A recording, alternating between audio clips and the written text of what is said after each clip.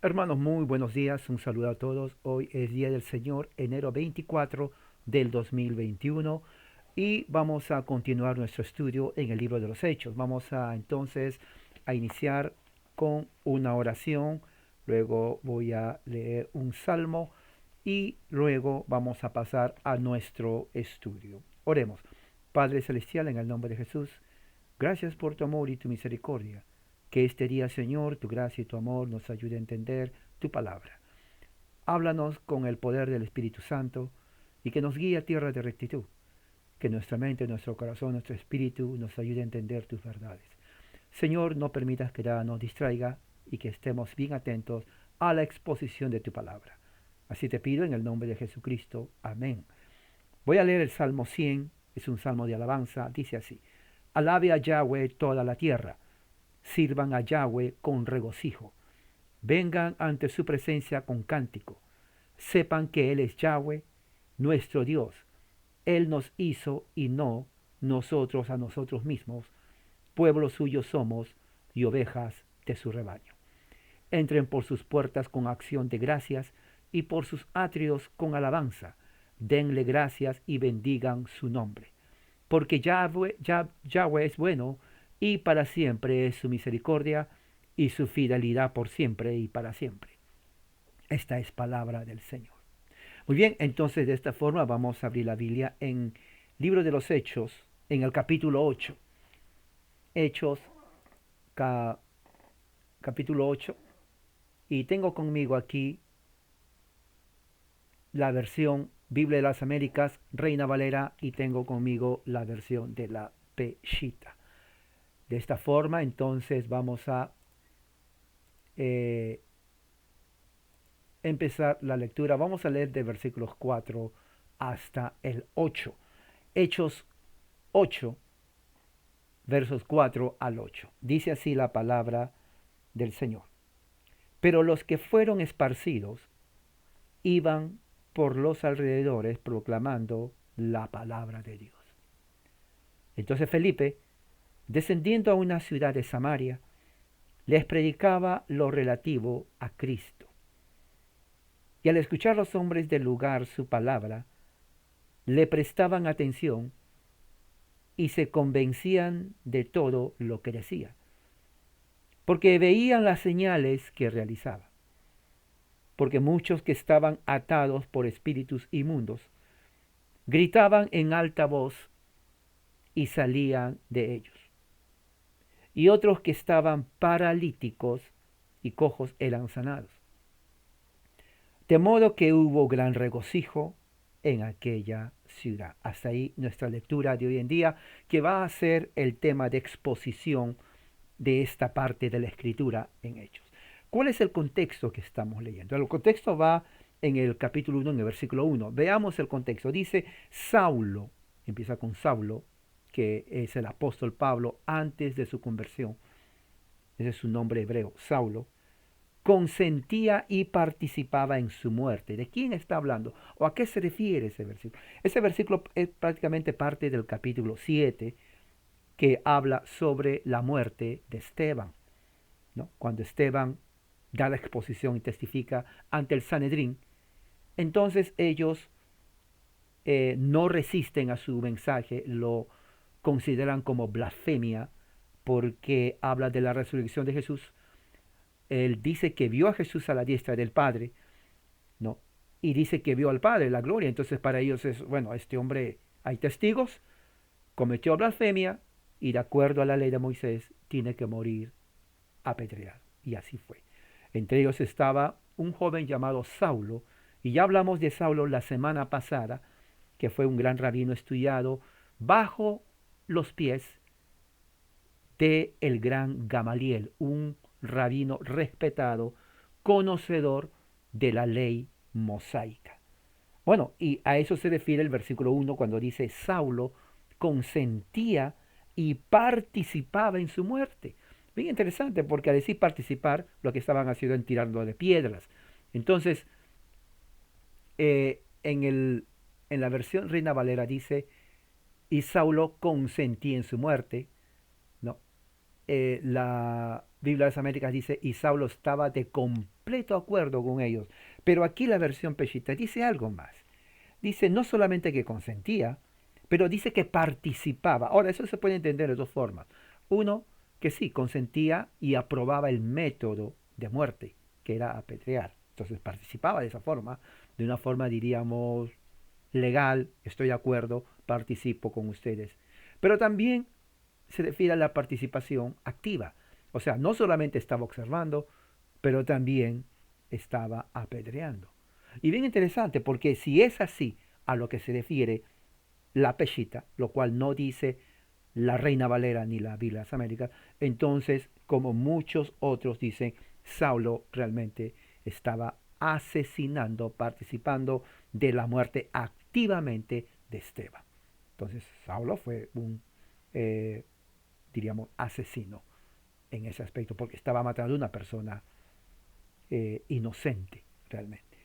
Luego que dice eso, en el versículo 1, ¿no? Hechos 1, que ese es el contexto, dice, y aquel día, ¿no? Hubo una gran persecución en contra de la iglesia. Ya hemos visto que esa persecución en contra de la iglesia es la iglesia que está en Jerusalén. Recuerde, hasta ese momento, los cristianos, judíos y todos los convertidos por las predicaciones de Pedro, ¿no? Estaban solamente en Jerusalén. No salieron de ahí. Recuerden que Jesús les había dicho que tengan que ser testigos en Judea, en Jerusalén, Judea, Samaria y hasta lo último de la tierra. O sea, hasta ese entonces la iglesia se quedó muy cómoda, segura en Jerusalén. Crecía la iglesia, es cierto, pero no tenían una visión misionera de ir a otros lugares hasta que vino la persecución. Ahora, muy bien, en Mateo 24, ¿no? Eh, en el versículo 9, a la pregunta de cuándo será, Mateo 24, cuál será la señal de tu venida del fin del mundo, cuando los discípulos le preguntan a Jesús saliendo del templo de Jerusalén, en el versículo 9 Jesús les dice, en esos días, o sea, hablando de esos días cuando va a haber la destrucción de Jerusalén, los entregarán a aflicción y los matarán y serán odiados por todas las naciones por causa de mi nombre. Muchos se van a escandalizar y unos a otros se aborrecerán y se entregarán unos a otros. Es bien interesante porque aquí está hablando de una profecía que va a ocurrir al final del el fin de esa era. Ahora, vamos a entender, muchos dicen, bueno, esto es algo futurista que va a ocurrir en el futuro. Bueno, estamos en el futuro. Pero todo el contexto habla de la destrucción de Jerusalén en el año 70. Ahora, la gran tribulación, muchos hablan, bueno, viene la gran tribulación. Bueno, ya se dio la gran tribulación y está exactamente aquí cuando lo vemos, ¿no? Aquí en el versículo 1, Hechos 1, mire lo que dice ahí. Y aquel día hubo una gran persecución. Está la gran persecución, ¿no? Ahí está. ¿Qué va a ser la gran tribulación o persecución? Es lo mismo. En contra de la iglesia en Jerusalén. Todos fueron esparcidos por las regiones de Judea y Samaria, excepto los apóstoles. Los apóstoles se quedaron en Jerusalén.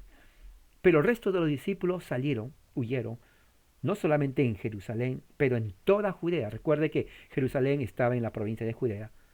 Entonces los discípulos fueron a todas las partes de Judea y luego cruzaron el límite y entraron a Samaria. Interesante porque históricamente samaritanos y los de Judea no se llevaban entre sí realmente por cultura y por religión.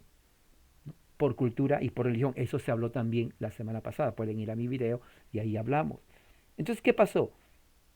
Habían siempre hombres fieles que dieron sepultura a Esteban. Hicieron gran duelo por él. Pero el versículo 3 otra vez menciona a Saulo. Dice, Saulo perseguía a la iglesia de Dios. O sea, interesante porque el que está escribiendo aquí es, recuerda, es Lucas. Lucas no estaba ahí. Entonces, posiblemente Lucas trajo este testimonio de personas, obviamente, que estuvieron ahí, obviamente, o tal vez del mismo Saulo, porque él fue compañero de Saulo en alguno de sus viajes. Entonces Saulo le dijo, ¿sabes qué, Lucas? Antes de ser cristiano, seguidor de Mesías, yo era perseguidor. Y le dijo estos detalles. Entonces los detalles que vemos aquí, que a partir ya del capítulo 8 ya entramos de lleno a lo que tiene que ver ya la introducción a Saulo y luego que cambian su nombre a Pablo. Entonces vamos a ver que de primera mano Lucas estaba escribiendo lo que Saulo le decía. Él era el protagonista. Entonces Saulo seguramente le dijo, mira, Lucas, puedes escribir que yo fui perseguidor de la iglesia de Dios, la eclesía de Dios. Entonces Lucas escribe. ¿Cómo los perseguía? Bueno, yo iba a sus casas, ¿no? Rompía las puertas, no, claro, no iba solo, iba con varios, y arrastrando, entrando a la casa, los arrastraba hombres y mujeres y los ponía en prisión, porque creían en Mesías. Entonces, esta es la primera persecución registrada en las Escrituras, ¿no? A judíos cristianos o mesiánicos. ¿Por qué mesiánicos? Porque Cristo es la forma griega de la palabra Mesías, ¿no? Que significa ungido. O sea, a estos mesiánicos o seguidores del Mesías era que Pablo iba. Entonces, la pregunta es, ¿cómo sabían que en casa era? Bueno, interesante, porque en una persecución, y esto es lo más siniestro en persecuciones, para que entren a una casa de alguien, claro, no había señales que decía soy cristiano, pero aquí está, y eso sucedió toda la historia. La gente que lo conoce, que una familia era cristiana, hablaban, decían, ¿saben qué? Ahí viven cristianos. Y eso es hasta ahora. Eso sucedió en Alemania nazi, eso sucedió en la Unión Soviética, ¿no? Durante el comunismo. En Corea del Norte hasta ahora sucede. En China comunista hasta ahora sucede, ¿no? Que los vecinos, los que le conocen, allá hay cristianos. Y lo perseguían. Entonces, para que Saulo haya entrado a las casas de cristianos, porque alguien les decía, en tal parte hay cristianos, en esa casa hay cristianos, en esa casa también hay cristianos. O sea, les daban una lista, había personas que hablaban, ¿no? ¿Quiénes eran? No sabemos, pero personas que decían, conozco a cristianos en tal parte, vayan. Y iban, ¿no? Los soplones, aquellos que realmente delataban a las autoridades para que los persigan. Es triste, es tremendo como eso ya existía en este tiempo. Versículo 4, que es el texto que vamos a hablar, dice, pero los que fueron esparcidos, ahora, una vez terminando de hablar de Saulo, Lucas, ahora cambia y dice un pero. Ahora, ese pero es una conjunción. No, vamos a ver aquí. No, pero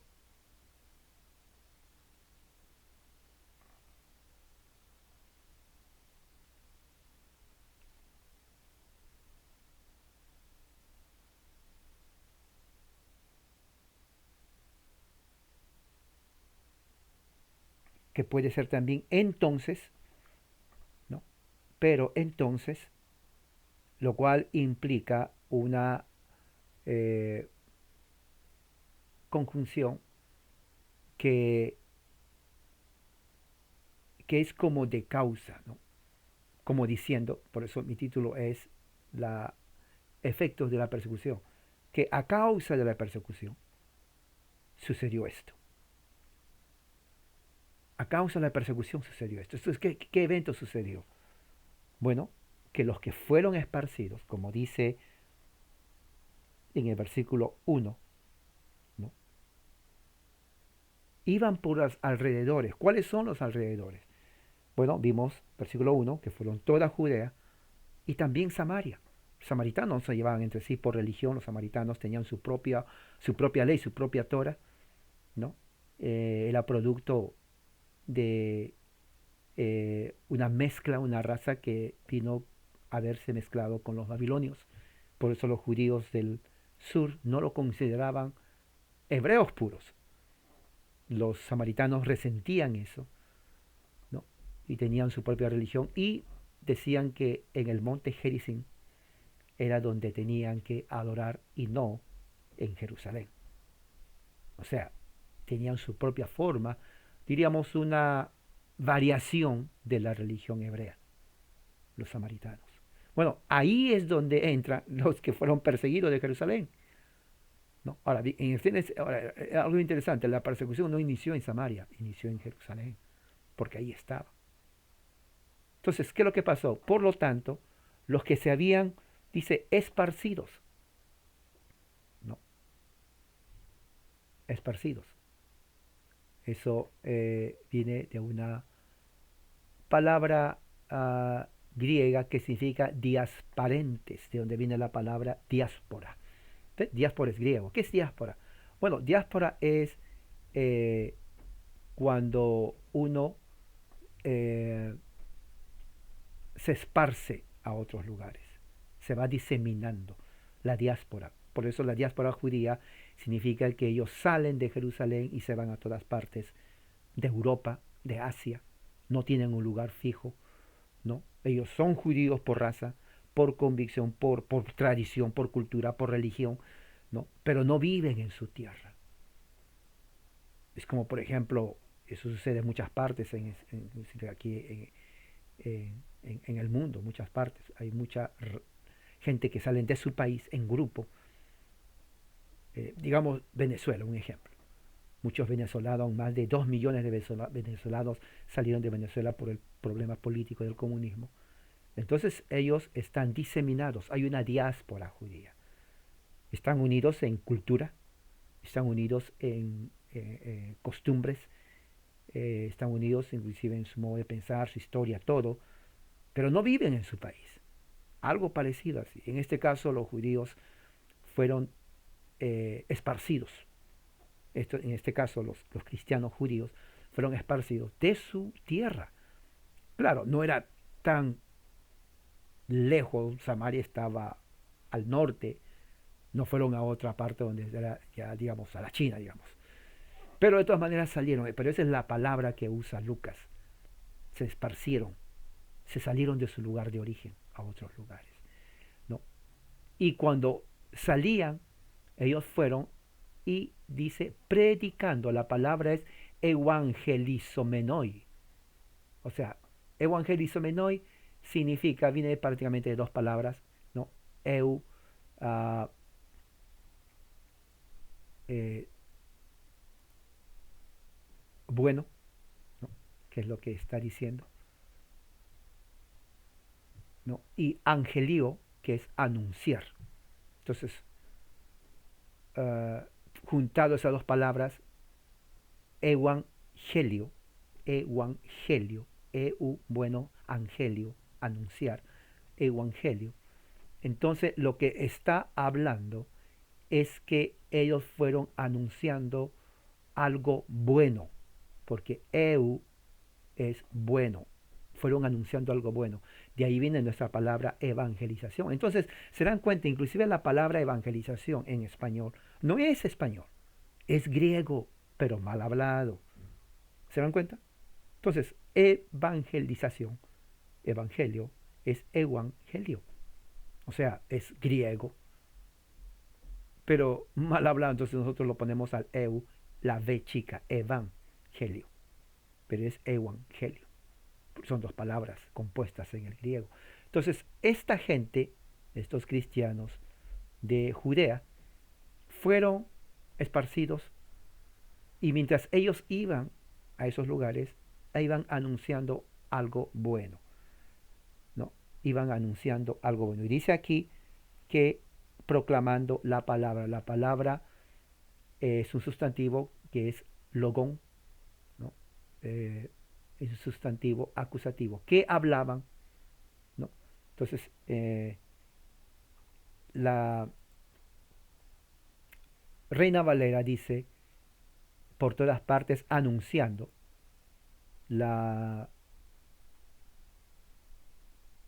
Biblia de las Américas dice predicando, anunciar el Evangelio. Ahora, cuando dice anunciar el Evangelio, no dice en realidad anunciando el Evangelio. Eso lo ponen para entender qué hacían. Literalmente debe decir, fueron esparcidos, ¿no? Por todas partes, evangelizando. Lo que tendría que ser, evangelizando. Porque está en el participio, ¿no? Evangelizando. No, en todas partes. ¿Por qué? Porque dice todas partes, porque viene del dietón, que viene a ser un verbo, ¿no? Indicativo activo que dice pasaban por todas partes, ¿no? En todas partes que iban, ellos estaban evangelizando, o sea, la acción de evangelizar, la acción de anunciar algo bueno. Pero, claro, la Reina Valera pone, versículo 4, anunciando el Evangelio. Eso ya lo ponen para entenderlo, pero es una sola palabra. La Biblia de las Américas dice, iban predicando la palabra. ¿Cierto? Dice la palabra en el original. La palabra es, ¿qué palabra? Bueno, el mensaje del Evangelio, lo mismo que predicó Esteban, lo mismo que predicó Pedro. Ahora,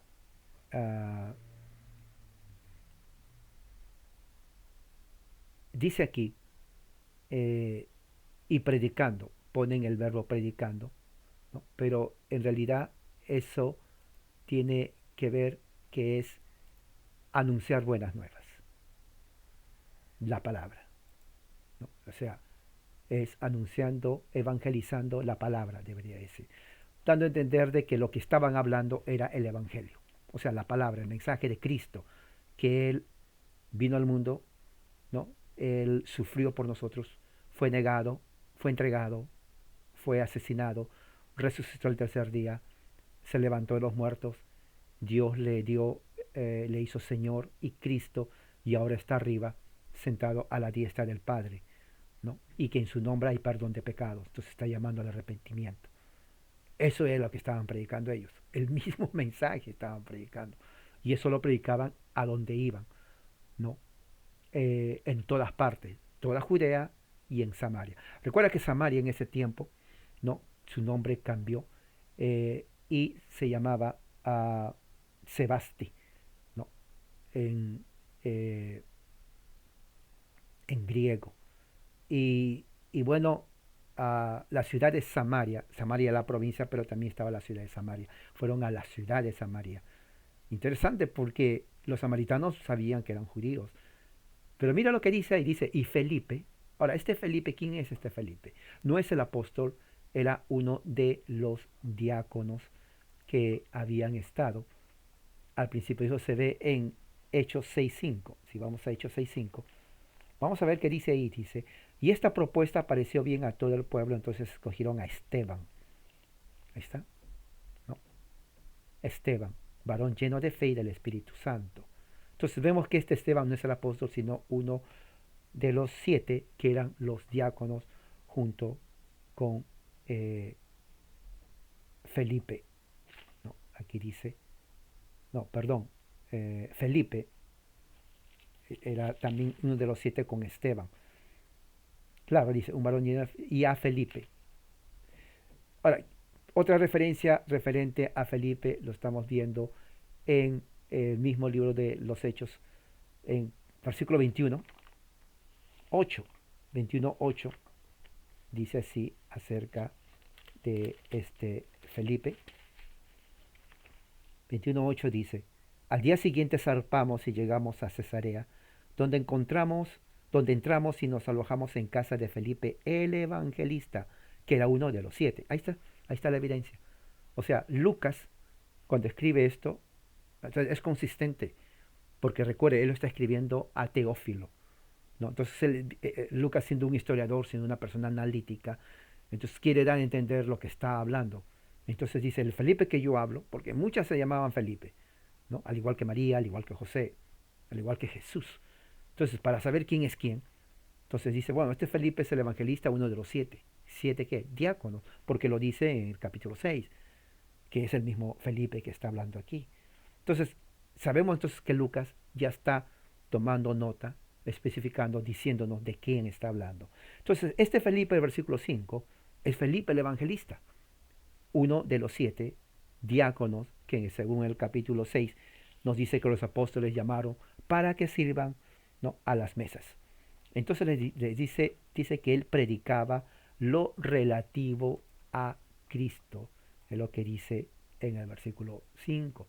Ahora dice aquí, ¿no? Filipos, ¿no? Habiendo ido, ¿no? A la ciudad de Samaria. Recuerda, Samaria lo llamaron Sebasti, ¿no? Eran los sebastianianos. Sebastián. Si alguien conoce o tiene un familiar que se llama Sebastián, bueno, es samaritano. Su nombre Sebastián en eh, hebreo samaritano, ¿no? Samaritano. Ahora, eh, fue a Samaria, ¿no? Felipe, o a Sebasti, ¿no? Proclamando. Ahora, bien interesante, porque hay otra palabra de proclamar, que no es evangelio, es ekerisen, de donde viene la palabra de raíz kerigma. Ahora, ekerisen significa proclamar, significa también anunciar, significa predicar, ¿no? Ser como un heraldo. Y generalmente se daba esa palabra a quien es un heraldo. Un heraldo, alguien que va representando a un rey y diciendo las palabras que el rey le dice que diga.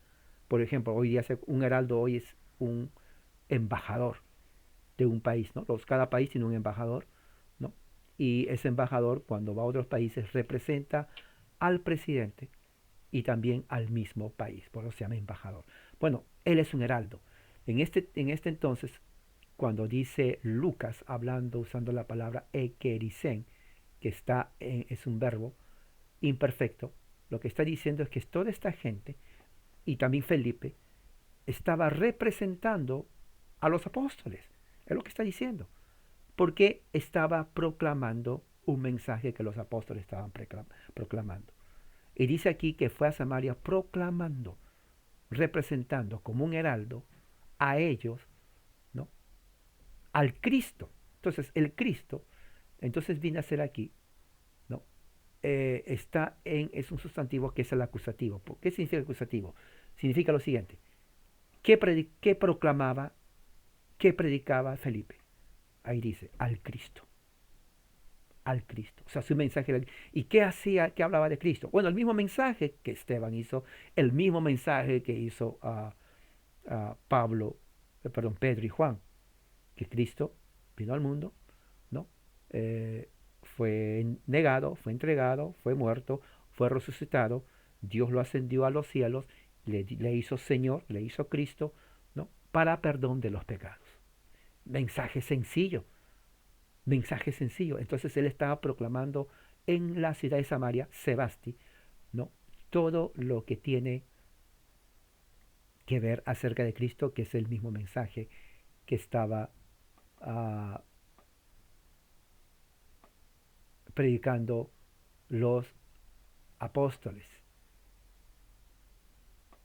Eh, Recuerden que Samaria se cambió el nombre a Sebasti o Sebaste.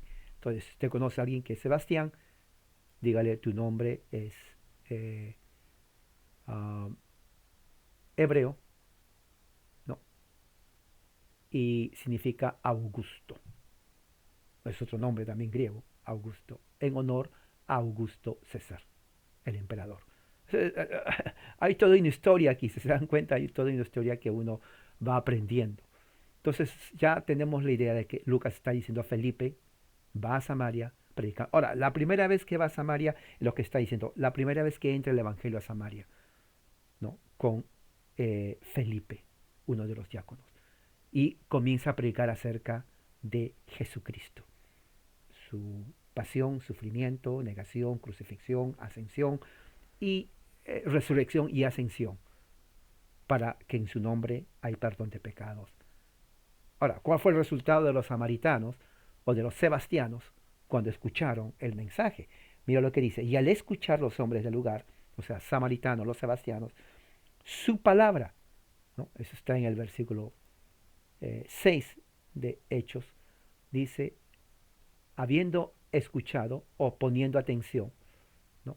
Se llama proseicon, significa que estaban concentrados en lo que estaba hablando Felipe, prestaron mucha atención a los detalles, o sea, daron importancia, ¿no?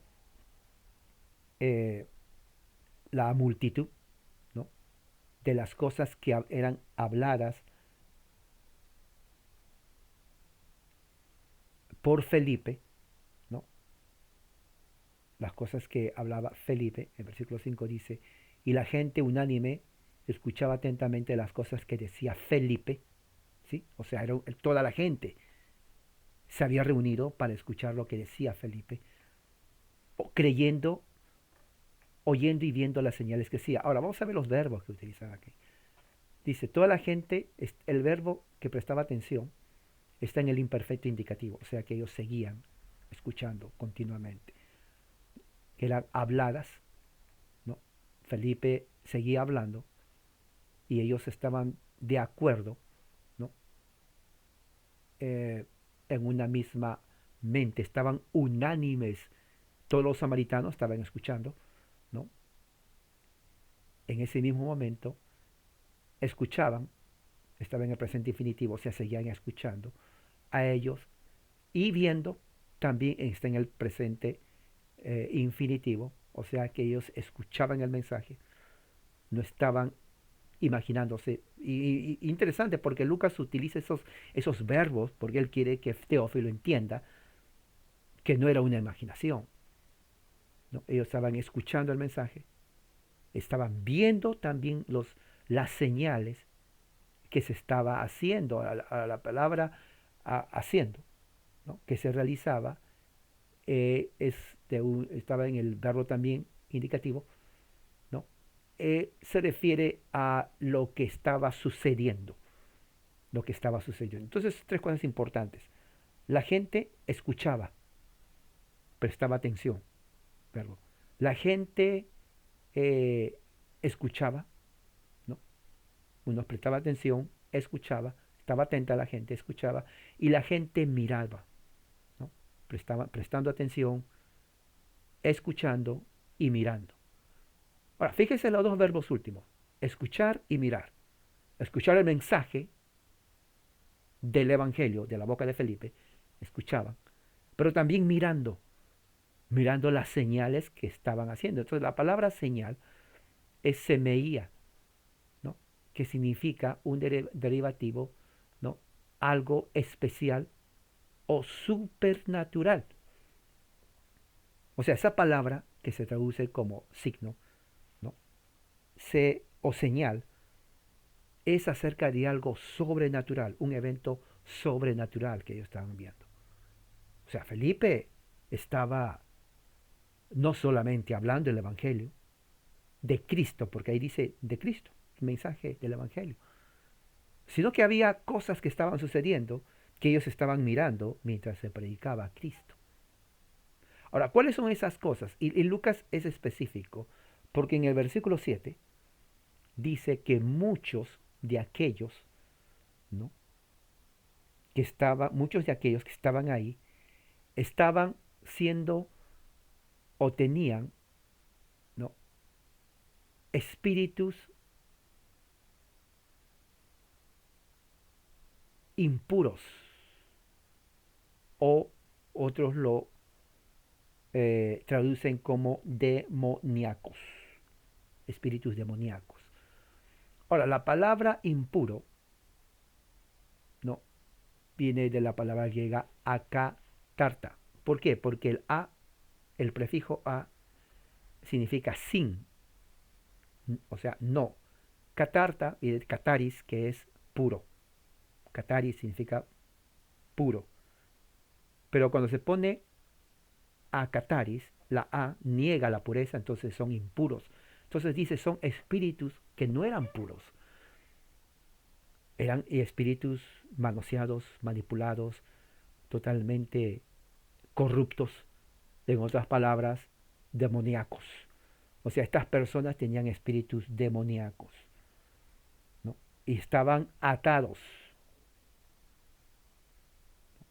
o estaban poseídos por espíritus demoníacos. O sea, la palabra en griega da lugar a que se diga estaban agarrados, poseídos por espíritus impuros, que eran espíritus demoníacos. Muchos de los que estaban en Samaria, ¿no? Y dice que gritaban, ¿no? A una voz fuerte, gritaban, ¿no? Era un grito prolongado, O sea, no era un grito solamente de una sola vez, ah, no, era un grito ah, o sea, prolongado, y era fuerte. Ahora, se imagina, un grito fuerte era escalofriante, era terrible. Mucha gente tenía miedo a lo que estaba pasando. Eso es lo que dice en el original, ¿no? Y dice que ellos, ¿no?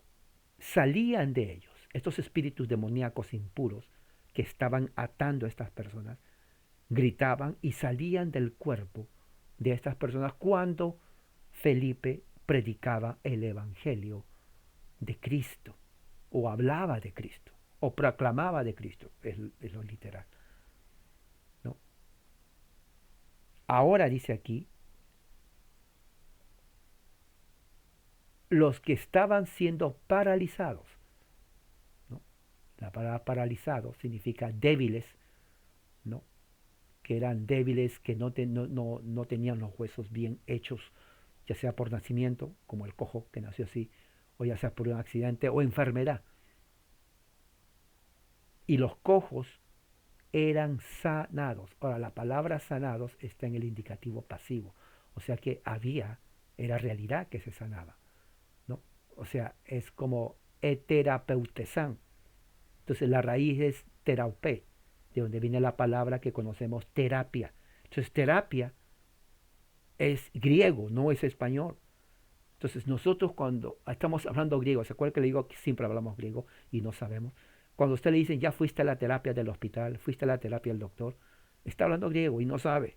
Usted le puede decir, ¿sabes qué? Estás hablando griego. Claro, no le va a entender, pero usted sí está hablando griego. Entonces, terapia significa sanar. Por eso dice, vas a terapia, o sea, estás yendo a tu procedimiento para que te sanes. Entonces, cuando alguien dice, oh, yo voy a terapia, estás diciendo, voy a una sesión para sanarme.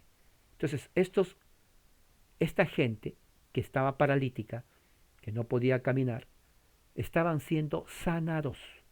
O sea, estaban eterapeutesan. Significa sanados. No, sanados. Eterapeutesan significa uh, sanados. Ahora, bien interesante porque si vemos y observamos bien, Lucas no estaba ahí, pero estaba haciendo la diferencia entre dos señales que estaba pasando. La primera señal, posesión demoníaca. La segunda señal, enfermedad física. En la posesión demoníaca, según Lucas, los espíritus que controlaban a esta gente salían del cuerpo. Y la persona obviamente se quedaba sana espiritualmente y también físicamente. La segunda señal eran personas que físicamente no podían caminar. Estaban paralizados físicamente, o sea, no estaban normal su cuerpo. Y también fueron sanados.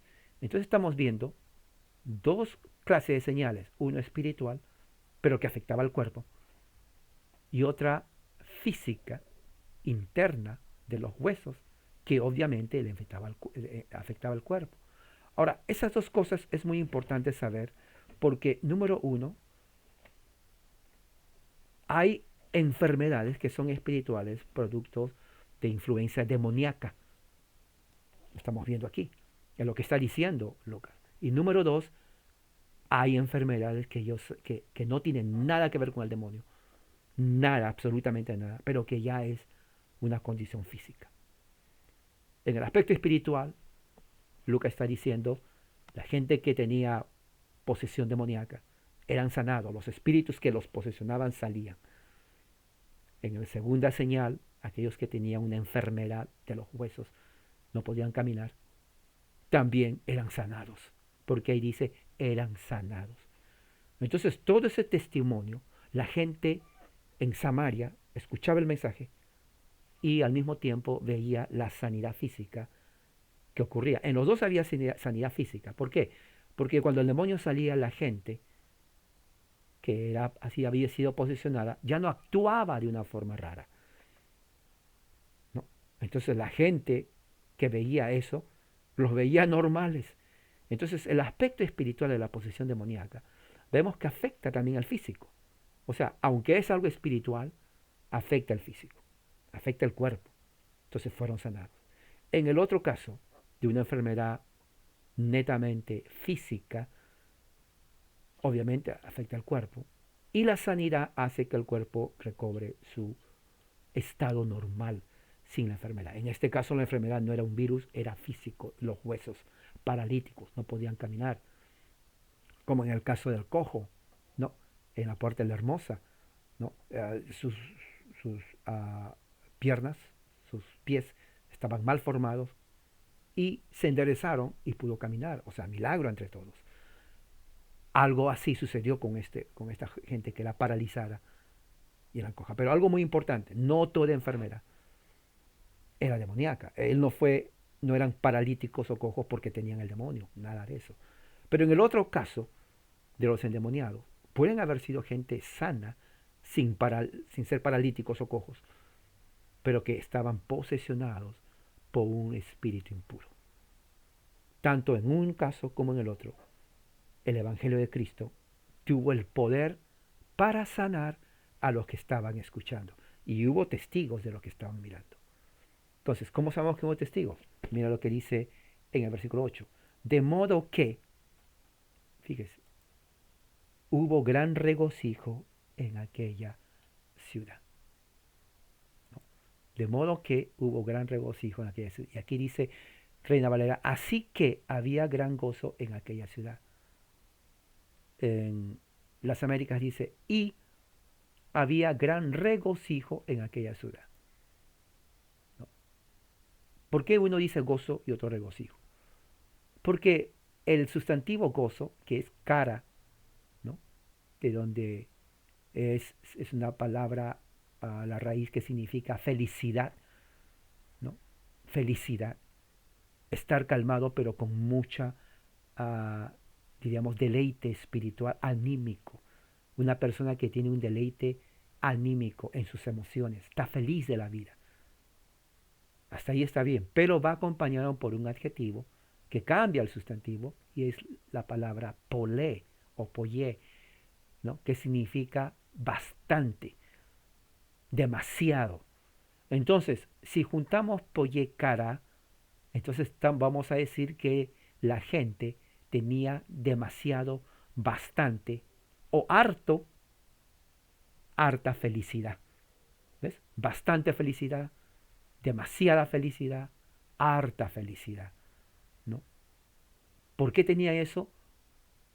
Por lo que estaban viendo, el mensaje y las señales. ¿Qué tipo de señales? Espiritual, física, ¿no? Neumosomática, diríamos así, pero también somática del cuerpo. O sea, las dos afectaban el cuerpo. Y la palabra sanar era, ellos fueron sanados terapeuticidas, diríamos así, algo así. O sea, fueron sanados. La terapia hizo resultado, ¿no? Porque, y a consecuencia de eso, el pueblo, la gente de Samaria, o Sebasti, o los sebastianos, entonces experimentaron demasiado, bastante, harta felicidad al ver lo que estaban mirando en aquella ciudad. Entonces estamos viendo, ¿no? Número uno, ¿no? Que la persecución, si bien es cierto fue algo terrible, un trauma para todos, a nadie le gusta que le arranquen de su casa, pero al final cumplió el propósito que Jesús quería, que vayan y prediquen el Evangelio, anuncien el nombre de Cristo, lo cual lo hicieron, especialmente en Samaria. Lo hicieron. Interesante, lo hicieron. Ahora, bien interesante, ahora la pregunta es, ¿cómo lo hicieron? Todo el tiempo que estuvieron en Jerusalén, recuerde, escuchaban a los apóstoles todos los días en la puerta de la hermosa, ahí, en los pórticos de Salomón, en el templo de Jerusalén. Entonces la gente ya sabía cuál era el mensaje del Evangelio. Entonces, al ir a Samaria, ellos predicaron, como Felipe. Felipe fue, predicó acerca de Cristo, anunció el Evangelio a los samaritanos. Cuando entrando el primer, Samaria recibe el Evangelio. Ahí nos está diciendo, ahí está el registro. Y junto con su mensaje hubo señales físicas que acompañaban su mensaje. Había sanidad física, ¿no? y también sanidad espiritual y física. ¿Por qué? Porque la gente se sanaba de enfermedades del cuerpo, pero también enfermedades espirituales como la posesión demoníaca, pero que afectaba el cuerpo. Sí, una posesión demoníaca afecta no solamente al espíritu, la mente, sino todo. Bueno, una vez que sale el espíritu inmundo en el nombre de Jesús, bajo la autoridad de Jesucristo, el cuerpo cambia, la mente cambia, y en el caso de una enfermedad normal, el cuerpo también cambia, ¿no? Hasta la mente cambia. O sea, uh, hay efectos completos. Una persona enferma sabe que está enferma y se deprime demasiado, porque no puede hacer lo que otros pueden hacer. O sea, hay una depresión psicológica. En el caso de una persona demoniada, está controlada por los demonios o ese espíritu impuro. En ambos casos, la palabra de Cristo, el Evangelio, trae y hace milagros. Interesante, eso es lo que nos está diciendo Lucas. Lucas está escribiendo exactamente eso para que lo lea a Teófilo, ¿no? Entonces la persecución trajo algo positivo. Número dos, también podemos ver que la iglesia en Jerusalén, que viene a ser los judíos, pudieron predicar el Evangelio. O sea, se esparcieron, pero no fueron a esconderse, sino mientras iban, predicaban. Es lo que está diciendo el texto. Lucas está diciendo eso.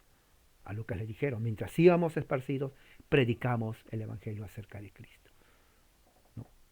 Y número tres, podemos ver la providencia de Dios en donde el mandato de Jesús se cumple, ¿no? Él quería que su evangelio no quede solamente en Jerusalén, sino que también empiece a esparcirse en toda la provincia de Judea y Samaria y después.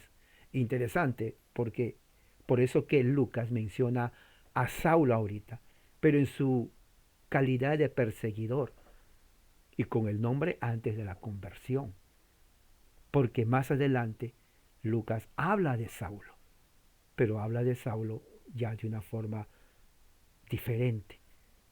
Y eso es lo que viene en los próximos versículos. Así que con esto terminamos, porque lo que viene para la próxima semana, entonces es otra señal, consecuencia del evangelio que se está predicando, pero entra otro personaje que explica mucho acerca del cristianismo del primer siglo, mucho acerca de lo que tiene que ver con movimientos doctrinales que afecta a la iglesia principiante del primer siglo en la parte de Jerusalén y de Samaria, porque ahora ya Samaria se incorpora al Evangelio. Vamos a orar. Padre Celestial, gracias por tu amor y misericordia. Que tu gracia y tu amor, Señor, nos ayude a entender tu palabra. Permite, Señor, que esto haya quedado en nuestra mente y corazón y reflexionar y meditar cómo tú trabajas en tu iglesia. Padre Santo, y que este día, Señor, siga siendo de bendición y podamos, Señor, también emplearlo a seguir conociéndote más. Así es mi oración en el nombre de Jesús nuestro Señor. Amén. Hermano, que la gracia de Dios sea con todos ustedes. Amén.